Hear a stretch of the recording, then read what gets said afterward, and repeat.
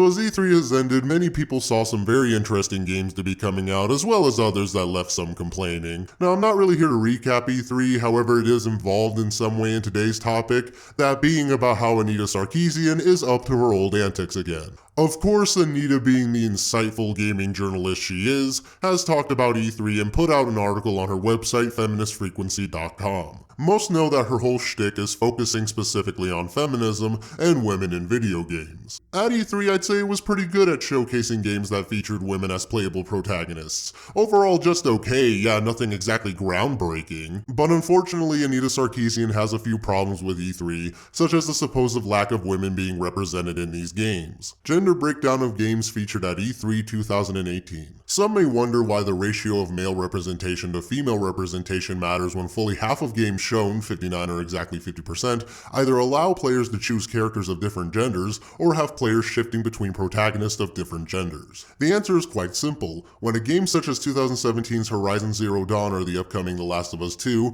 features a set of female protagonists, every player who enters those worlds must experience them through the lens of Aloy or Ellie or whoever the female protagonist might be. These games work to normalize the notion that male players should be able to project themselves onto and identify with female protagonists, just as female players have always projected ourselves onto and identify with male protagonists. The fact that yet again, as in 2015 and 2017, games featured at E3 are over 3 times as likely to feature a male player character as a female one speaks to the fact that we still have a long way to go before being anywhere remotely close to gender parity, and sadly we haven't been making progress here. It's also important to state what the data doesn't mean. Of course, not every game that features a female protagonist does so in a way that challenges gaming's long history of sexually objectifying women, and not every game that features a male protagonist treats its female characters poorly. Naturally, not every game featuring a female protagonist is good, and not every game featuring a male protagonist is bad. The numbers don't speak to the quality of any individual game. Rather, they are meant to illuminate larger trends and problems with regard to gender representation. It's also worth mentioning that with those games that feature characters of multiple genders, it's meaningful when demos at E3 feature female characters or players, as Ubisoft did during their demo of Assassin's Creed Odyssey and EA during their demo of Anthem. I just can't understand how you can state there's no progress to be had here.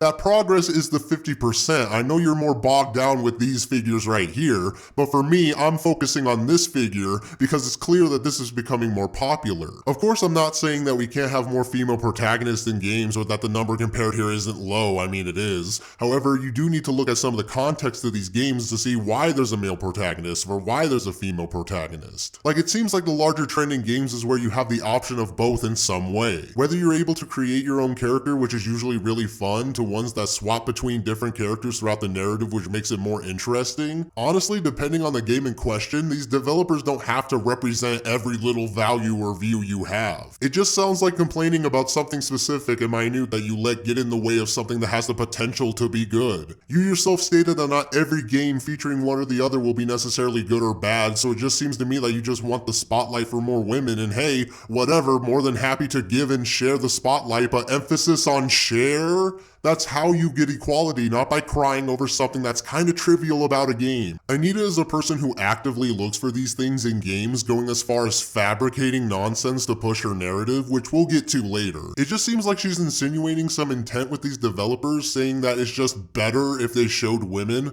because that would show that they care, but if they don't, oh, well then they're being sexist and then they don't care? Really, if we get down to it, what these developers want is profit, bottom line. They want your time and they want your money, and they'll peddle whatever it takes to do that. Not saying that all of them are being money grubby or anything like that, but there's a reason why you see games that come out half finished, why there's expensive DLC, microtransactions, and loot boxes. Even if they conform to your feminist agenda and your way of thinking, it'll be for the sake of selling games. She continues and talks about combat in video games, showing out of 118 games, 78% feature combat and gameplay in some way, while 22% don't. This is another problem Anita has, going more into detail about it. The ratio of games featuring combat as a core mechanic versus those that don't has also held pretty steady for the past 4 years. This year we have a breakdown of 92 games involving combat, or about 78%, and 26 games not featuring combat, or about 22%. For comparison's sake, in 2015 the percentages were 76% to 24%, in 2016 81% to 19%,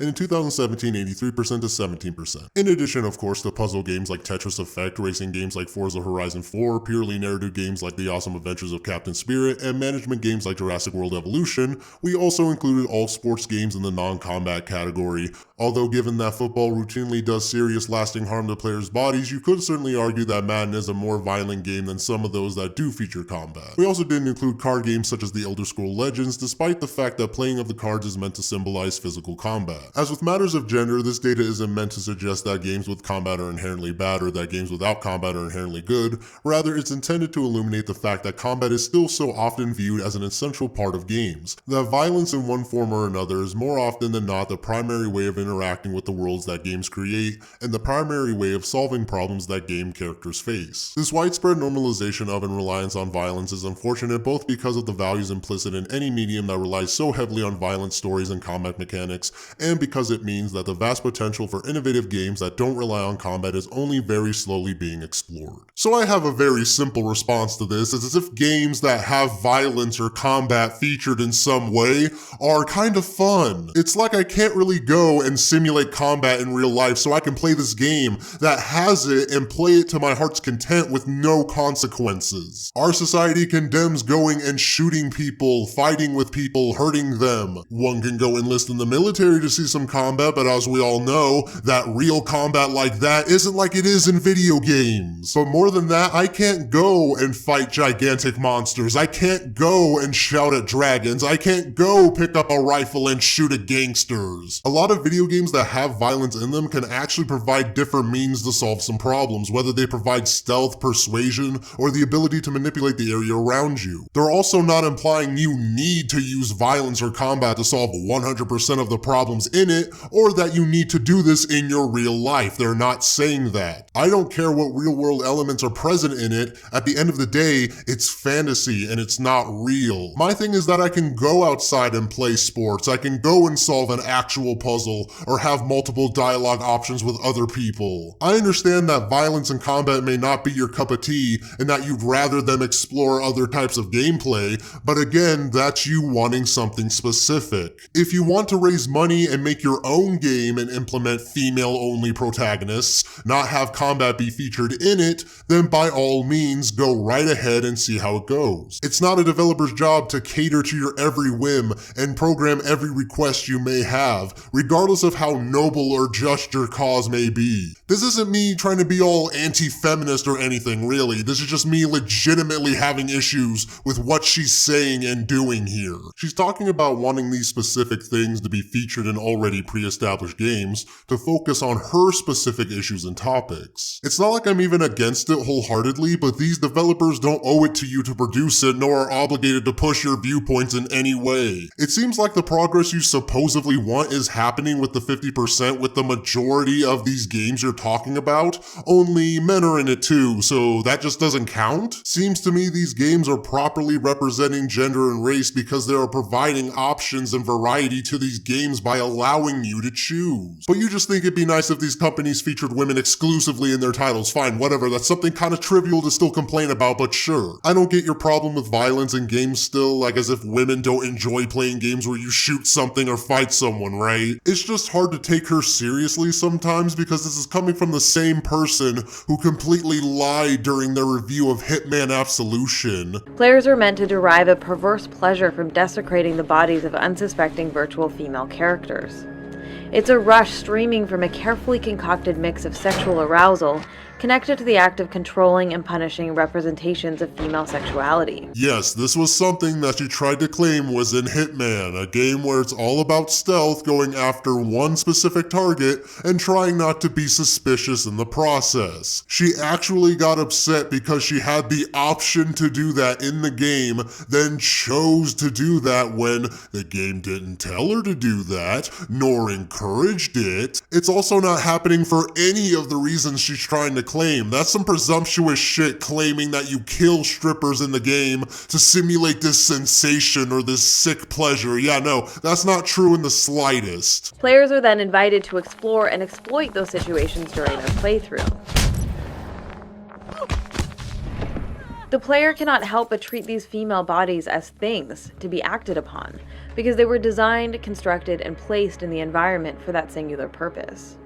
Players are meant to derive a perverse pleasure from desecrating the bodies of unsuspecting virtual female characters. It's blatantly lying about a game to intentionally mislead people who haven't played it so they think what you think going in. In a similar fashion, she also lied about Zelda Breath of the Wild, stating when it came out that Zelda herself was just another damsel in distress. There is so much to admire in Breath of the Wild. Its gameplay is incredible, but that absolutely doesn't excuse its use of tired, sexist plot devices. Critics might call out sexism in games with bad gameplay, but often act as if it's not worth mentioning when the gameplay is great. It is. Through the memories players can collect, Breath of the Wild acknowledges the ongoing problem of Zelda being damseled but doesn't do anything about it. The slew of perfect scores Breath of the Wild received from critics shows that most don't give a damn about how women are represented in games. Never mind the fact that, once again, the context is being skewed by Anita. In the story of Breath of the Wild, Zelda is fighting at Hyrule Castle, trapping Ganon, the series villain, inside, so it's actually the other way around this time. Ganon's kind of the damsel in distress here. Your job as Link is to go and help Zelda finish him off, not save her. There's a clear difference there.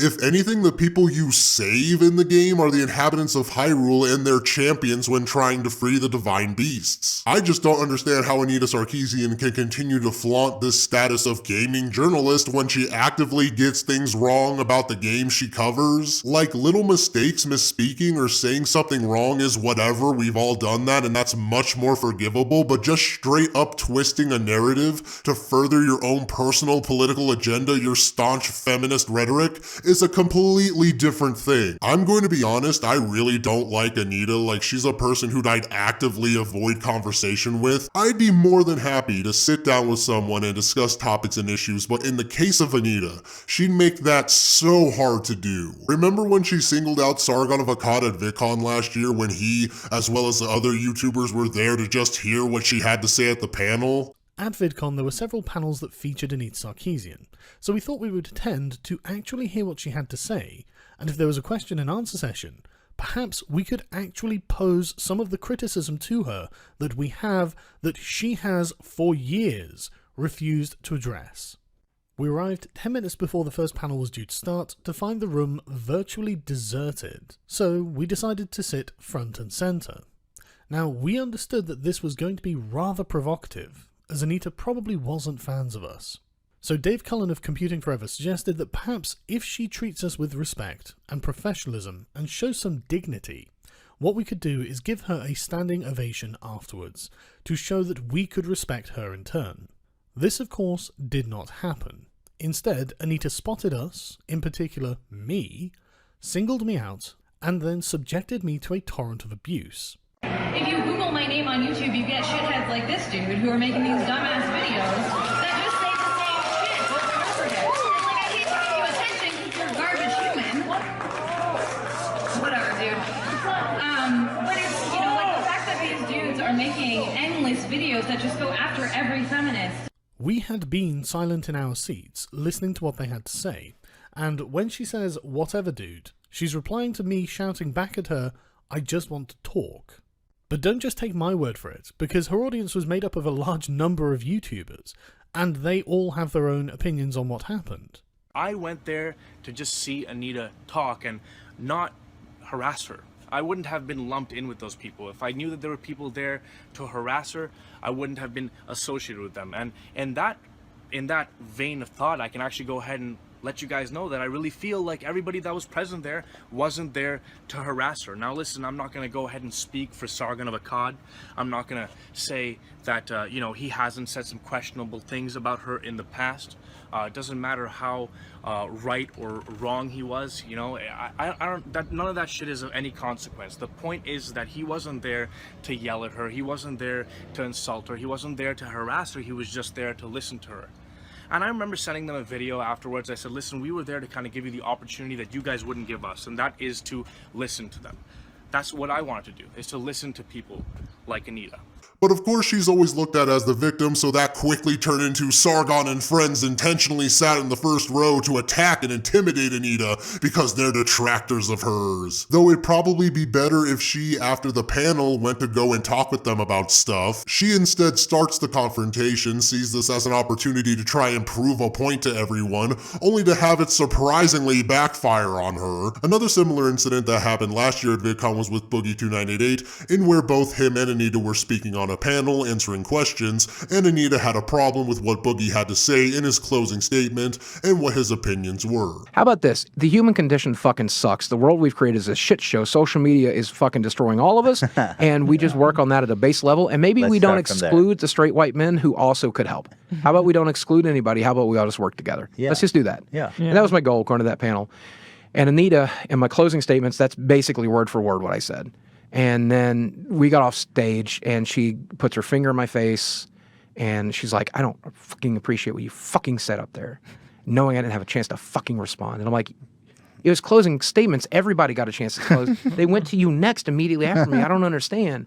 But like what I originally told her, But she's bullying you. Right, she's like straight up furious. All right. Now that this bullying, I wouldn't call it bullying, but I mean she's mad. I mean, she's got her finger in your right? face, and how dare you so disagree with me? I'm like, look, I have diagnosed post-traumatic stress disorder. I depersonalize during moments of great stress.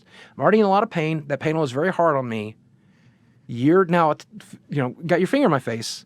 We need to back off for a second because I might say or do some stupid shit, and I don't want to do that, okay? So why don't we talk about this, right? What were you afraid of doing? I don't know, firing back, putting my finger in her face, screaming at her. I don't want to scream Escalating. at a woman who's a quarter of my weight. I don't want to hurt anybody. I don't want to scream at anybody. Yeah. And I think a lot of people misperceive that as we don't want to scream at her because she's so powerful. No, she's a fellow human being. I don't ever want to be caught on video, much less actually screaming in the face of another person. Mm-hmm. I don't ever want to reciprocate. If somebody's mean to me, I don't want to be mean back. Like she gets mad at Boogie as if what he said was unreasonable and feels the need to complain to him about what he should have done, what he should have said. Notice how that's kind of her thing. She just whines until she gets her way, and she just expects others to fall in line regardless of how polite or nice they're being. Notice how she needs to have the environment and conversation controlled at all times. She, on some level, definitely wants what's best and doesn't understand that her methodology is very poor. Mm-hmm. And maybe she's wrong about that. And that's entirely for your audience to decide. That's for my audience to decide. That's fine. Here's what I can say. I came out thinking, I just kind of feel bad for her. Because I think that she, wants to build something great, but keeps knocking it down herself every single time. And I'm just like, okay, I don't really have a bone to pick with this woman anymore because I just kind of feel like bad. And so hopefully she'll figure it out. Hopefully she'll figure out how to get an audience. Hopefully she'll figure out how to keep an audience. And hopefully she'll figure out something that's very difficult to do, which is change people's minds. Right. And so I told her in this conversation, this is my favorite conversation I had with her. You said something in there that got you in trouble. Which part? Oh, maybe I misunderstood. I said that just even recognizing that I was a straight white male and that not that I personally perceive that gives me privilege, but that I was trying to say, you guys perceive that it gives me privilege. Right. That's the label you put on me. Right. Mm-hmm. I don't know that it really provides that much privilege for me. Where was it when I was homeless? Where was it when I was growing up in poverty? I don't know. I don't know what it was doing for me then. But okay, if you believe that, know that it doesn't make me bulletproof on this. Mm-hmm. So anyway, during the conversation with her, we talked about a great number of things. Probably the most frustrating thing she said to me, she said, Steve, the reason you still get that kind of hate where a straight white man would not is because of your morbid obesity. That's what they're attacking. And I'm like, no, they're attacking me as a person. Come on, they're attacking me as a person. We all get shit. We all catch shit. Right? But again, I don't know why she wanted to minimalize me to that, but I was like, I find that very... Well, because she's playing the Oppression Olympics. Right. She's like, yeah, sure, you get bullied. I'm like, I find that very minimalizing. And of course it is. Here's the thing. If you're telling me that straight white male is a magic bullet, then that should prevent me from having that problem, right? No matter how morbidly obese I am. No exception. Right? We didn't say straight white male skinny. Yeah. We just said straight white male. Yeah. And that does not make me bulletproof, so I don't know what to tell you. But what makes Anita so much more different than your average woman to where I now need to really care about this? Obviously, she isn't the only woman who gets some form of harassment online, and certainly there are guys who get this type of treatment as well. So why is Anita special in this case? Why? Because it involves games? Because she's a feminist? A lot of articles you'll read about Anita usually bring up about how she's just a woman who wanted to talk about games, but became a victim of online harassment. They usually have to tell you about that first to make sure you know that she's a victim,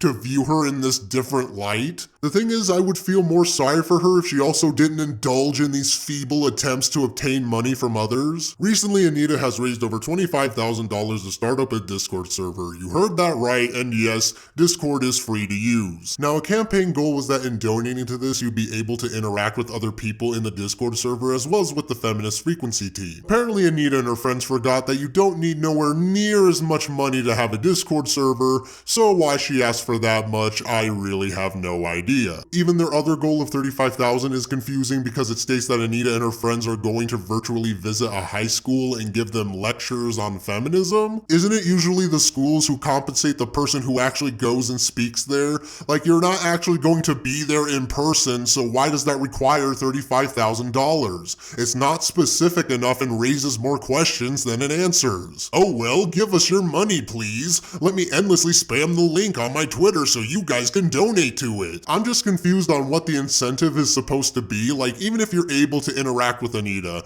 there's no guarantee she's going to respond to you, and given how she operates on her YouTube and Twitter, where she just blocks people and disables shit, what's to stop her from doing the same thing here? Having her cronies moderate the server and police what people have to say. She already does it even though she's supposed to be this champion of equality and free expression. So once again, it seems like Anita swindles her fans yet again, because when she wants money, she just taps on people like a little piggy bank, then gets what she wants. If you need further proof she's out for money, just go back on her website and look how you can donate to her. My thing, right, is that I don't care when people ask for money and donations. Everyone does that, and I'm not giving her scrutiny for that. However, just look at how much you can select to give her. $25, $50, $100. This being right after the article we just read earlier. Feminist Frequency analyzes the connections between popular culture, the current political climate, and the societal issues such as gender, race, and sexuality. You can help us speak out against the normalization of sexual assault and harassment, racism, and bigotry, and advocate for more inclusive media.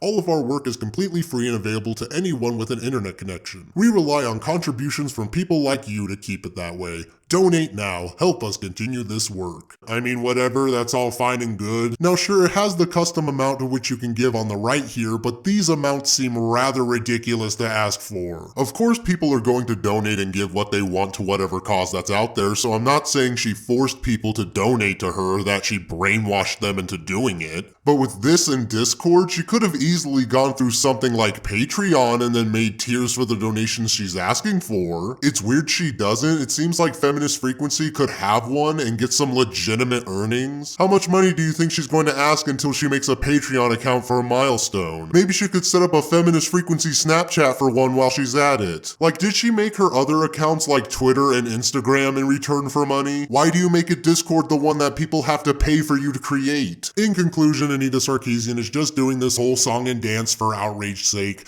like she usually does, in attempts to gain more profit whilst pushing her agenda alongside with it. How long will Anita be able to keep doing this is another story, but the fact that she's been at this for a long time, and the fact that this is not the first time smelling this type of scammy behavior with her, says something. It's not like a big surprise or anything that she pulled this, it really isn't, but it's just bullshit when it happens and we still see articles claiming that she continues to be this helpless person who needs your undying sympathy. This article is from Polygon.com and it states, "We're just going to make sure we don't let that happen this year. We'll have some more senior VidCon staff at some of the sessions that we probably think this could happen. But if anything happens, we'll actually have staff that are empowered to smooth it out if we need to. We want to stand for speakers too. We're going to still worry about that." I felt so bad for Anita.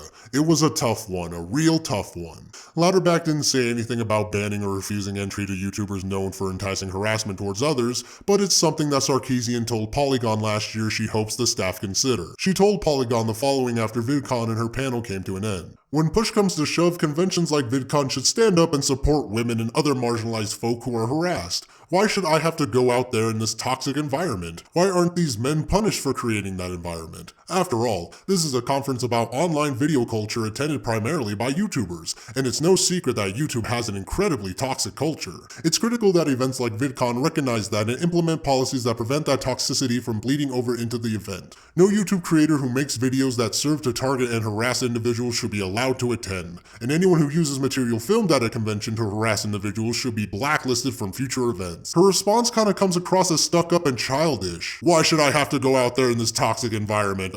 Because you chose to become a public speaker, and part of that is going out in said environment to interact with people? That's going to include people who may not like you, who may not agree with you, who may hate you. You should have known that going in. She's literally arguing for why VidCon needs to give her and people like her special treatment, because she's under the delusion that she's earned it and she's above the rest. She wants to implement her own policies and blacklist anyone who she deems to be an harasser. But of course, I'll let you judge this for yourself. Links will be down below if you're interested. But what's your opinion on Anita? What's your thoughts on E3, VidCon? Please feel free to let me know down below. I really appreciate you all taking the time to watch this. I hope you enjoyed it. If not, I'm sorry I pissed you off, but thank you very much. And like usual, everyone, I'll see you all later in my next video.